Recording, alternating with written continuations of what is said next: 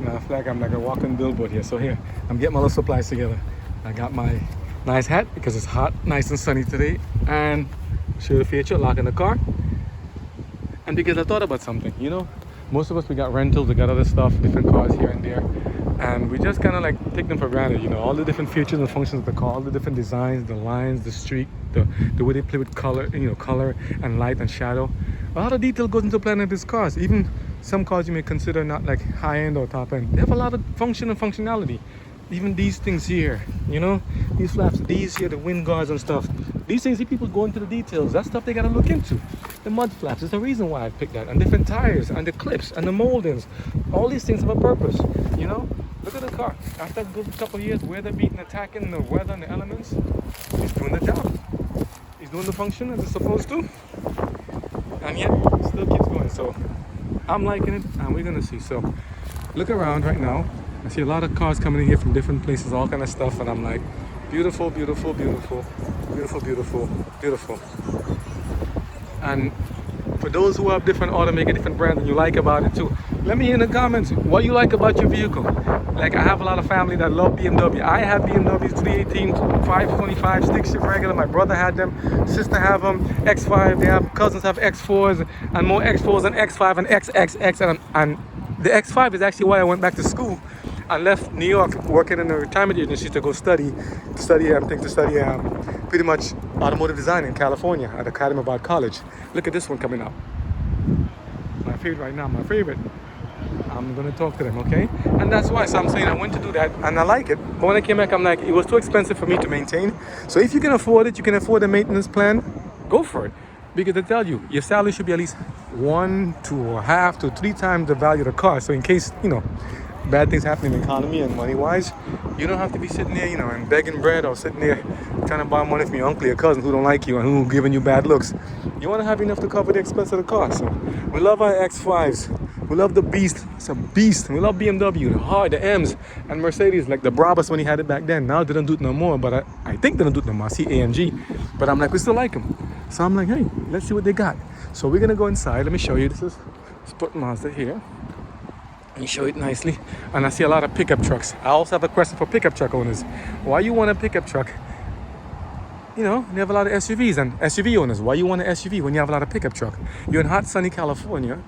Sorry, I was in California time. Sorry, slip of the tongue. You're in hot, sunny Florida, right? Sunshine State. But you have a lot of pickups, open back. And I've seen a lot of versatility of the pickups here and there. And they do a lot of things. And I'm like, I like them. Look at what I'm seeing again. They keep teasing me, man. Hurt me with that car. But you ask yourself, why would people want SUVs or sedans or stuff when they have pickup trucks and stuff still? I mean, look around. This is the new CX-5 compared to what mine look like. This is Sport Mazda North up here. Okay, they'll give you the address, but you should be able to find it on the website. I think it says Sport. It's written kind of differently. It's like Sport Mazda North Orlando, or vice versa. You'll see. I'll put it in the description to get a better idea. But look at the red color in this car. I don't know if you can capture the color as much as I can with this camera. Hey, this Ryan. Ryan, you see me watching the colors? I'm like, sweet man. How you doing? Oh, dude, God, paradise. I actually just sold this thing too. Serious. Look at this one, white interior. As we speak, the cars are flying off the lot, man. How you been? Let me give you a handshake. Oh goodness. I'm good. How you doing, Carl? Not bad, not bad. I'm taping, no matter. You can talk as you want. If I'll delete, edit, whatever after. Yeah, absolutely. How you been? I saw you coming up the other side. I see the other colors coming in. Yeah. All the other colors are coming in. I'm happy. The quartz, the platinum quartz on the CX-90, that came here as well. So Sweet. So Sweet. you can see like that that quartz color on the CX-90. It looks fantastic. I'm gonna take a look. How much are you with a customer now still? No, I'm not with a customer. Because I'm walking around just taking a look at stuff and I'm just talking at random what stuff we see there. I'm like, this is good. All right, so we're gonna interview you. Okay. This is gonna be interviewing Ryan today, okay? Interviewing Ryan. Like Ryan, like tell me what you like about the cars and stuff and what we see and what the details. But for instance, first of all, how long you been here? So I've been here for about 2 years. Sweet. I've owned 2 Mazdas. So my first car was actually a Mazda 3. It was a 2011. Hatchback, regular? It was a regular sedan. I'm more of a fan of the hatchback just because I think Yeah, it looks you a know little more bit than me. 'Cause sporty. I'm just learning. I'm just getting the stuff from But, brands in 16. Yeah. So my dad has been working here for, gosh, I want to say Wish I got him in picture. Keep going. like 10 plus years or so. Oh, sweet. And he's loved Mazda. At Sport North. Yeah, so he worked at the South store. Okay. So he worked as a salesman at the South store, worked Yeah. his way up, and then when they opened this one, they This is a nice brought one. him to the GM over here at the North store. So he God decided bless. to It's a good tell me- sign because they ain't easy to move in the ranks. But if he knows it, they know why. Yeah. Well, my dad's been in the car business for 20, 30 years or Sweet. so. So I'm gonna take you out the sun, so we ain't Yeah, cooking over here. absolutely. Come. We go out the sun. Yeah, we make this impromptu as is. Yeah. But he loves the car business, but Uh-huh. he loves Mazda in particular because he saw what Mazda was doing, right? So even at the base models of Mazda, Yeah. they give you all the safety features, right? And Pretty not much, every yeah. car company gives you safety features at the starting entry level. Right. So what Mazda wants is they want to give you the safest and most comfortable drive possible, Big help. starting at the cheapest standpoint on theirs. That sounds fair. Now, we're what's called intermediate luxury. Okay, Right? okay. So we're not as far up as like Acura and Lexus, Yeah. but we're starting to compete with those brands. Yeah. Because the price point of our cars for what they have to offer, they're more luxurious than like your standard. Hence the Honda, increase in the Toyota. categories, right? Going up. I'm like, okay, but they give you again. You're right. They go from the lowest price point and they start to build up and up and up. Like the CX-90, my favorite right now. I'm liking it.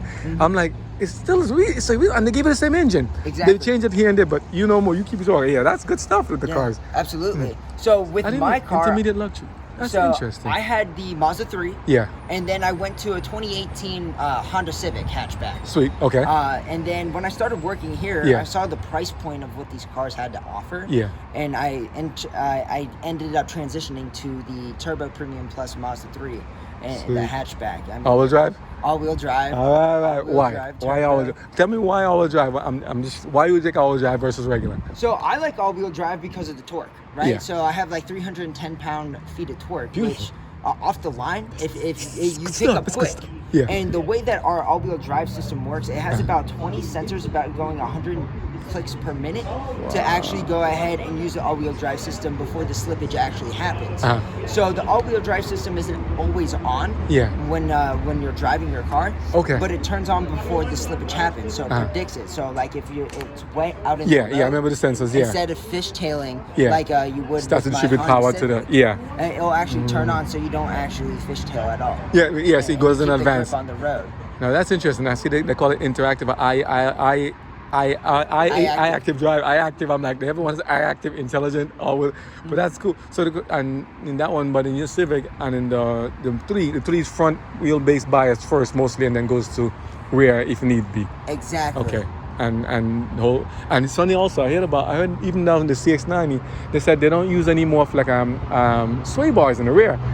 I'm like, we've always thought sway bars are the main things. Strut towers on top, sway bars at the bottom, but the decoupling, there's a reason behind that too. Very good. I saw the engineering video and on YouTube, and I'm like, nice.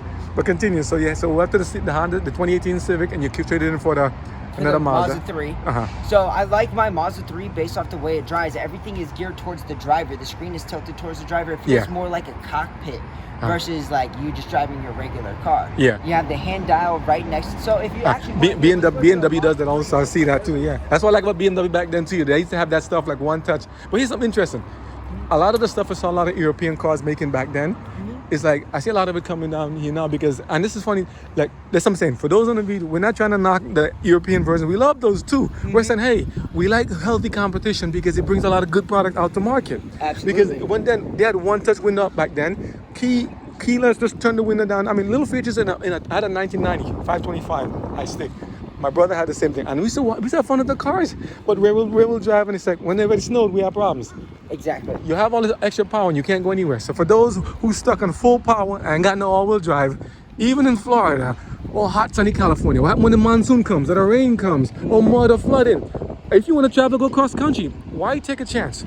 So if you have it now, sorry, no hating, get some chains and get some good tires. But in the meantime, you can get a Mazda. Yeah. Okay, keep it simple. So all the SUVs come standard all-wheel drive. So anything from the CX-30, the CX-5, CX-50, 9, and the CX-90 will always be all-wheel drive.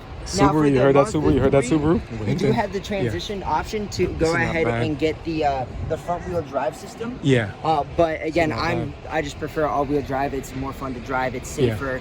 I like it and I as haven't well. had any problems with my car. But what I was saying about the Mazda 3 that I love so much is that it's interactive with the driver. And it's so You got the sure. digital speedometer that you'll be able to see your blind spot monitoring, not just from the speedometer, but also both the mirrors. It's interactive with your safety features. Yeah. Now the infotainment center is tilted towards you. Now the dial where you control the infotainment center, instead of going up and reaching it, all you have to do is if you sit down right here, your arm is on the rest while your hand sits comfortably down here on the dial. Sweet. So you can control the screen. Now you have all your AC stuff right here. So everything is pretty much at the touch of a hand. You don't have to get up and touch the screen. And your head not even touching the sunroof. That's not bad. That's good space still. How tall are you, so roughly? I'm about 5'9". Not bad. About not 5'9". bad. And even then, like I still have a lot of space in my car. Now I like to use the hatchback. Yeah. Again, I look sporty, but I also have a surfboard that I have to put in my car. Surfboard, sweet. Yeah. Sweet, okay. So I have to have enough space, so I put the seats down, the hatch fills my surfboard, and then I also golf too. So having that option is You also golf too. important to me. Look at the stitching, yeah. And you golf too. Not bad. And this is interesting. Now, for people, for instance, who say, for instance, like all drive is a thing.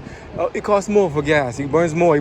Compared to just like frontal bias or rear wheel bias. I mean, there are little trade-offs here and there, but they kind of compute it in that. And Mazda, they have a way of tweaking the system to make it work, where they can actually like, you don't know the difference. And for $1,400 difference, to be able to go across country with no issues, that's not a bad deal. And people will say that the all-wheel drive system spends a little more in gas, but to be honest with you, again, the all-wheel drive system doesn't kick on until need be. Yeah. So you're going to be driving in two-wheel drive or front-wheel drive the whole time until you need that all-wheel drive system. So for me, it just makes more sense in that standpoint to go ahead and get an all-wheel drive. Now, like for me, for instance, who like all-wheel drive cars, and so weird. I told you last time, since I was a kid, I used to always dream of all-wheel drive vehicles, all-wheel drive bikes, all-wheel drive cars, all-wheel drive bus. I'm like, you ever heard about the Unimog, Mercedes? But those are four-wheel drive designated and all-wheel drive. There's a difference in that, and a lot of videos on YouTube again. But I'm also looking at Subaru and good competitors, because Subaru had the thing of the all four all the time. They always have a Volkswagen 4Motion, and I'll be different 4Matic, all different BMW and Mercedes. But every company has a reason why they do what they do. I'm gonna cut the video pause for meantime, but I'm gonna go to another thing to kind of see something else. But Sweet. This is Ryan.